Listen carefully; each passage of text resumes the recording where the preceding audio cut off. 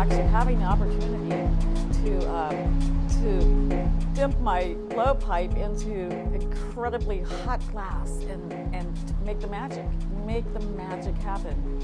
And so we do know what we're going to get basically, but what we're doing, which is a little different than, say, creating a painting or a clay pot, is we're wielding glass that's 2,000 degrees and it's very heavy on the end of a 5-foot pipe. And we're harnessing that energy and that hot molten medium and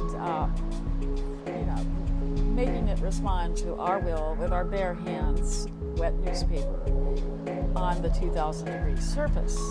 So more or less we have to have our design ready to go. We have to have things planned out. We know seconds make a difference, and we're not only making the piece, we're counting, we're timing, we're listening for the pitch of the glass when we ding it on the metal table that we have our design on, which has been waiting for that piece in the middle of the process, that design, waiting, because no time to design at that point.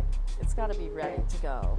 So once we take our last gather of crystal over our bubble, we're going to roll it into that design and let that spontaneity occur within boundaries of our design.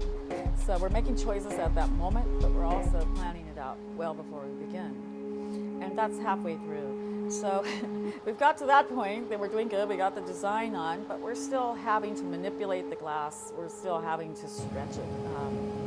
Gravity is everything.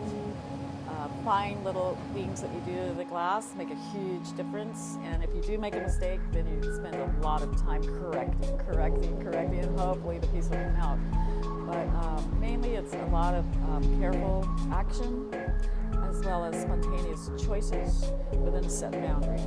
Because we're giving a romantic story on our pieces. I call it romantic because I think it's almost a poetic expression in our glass. Instead of words, it's a feeling. But we're telling the story around the piece with our design.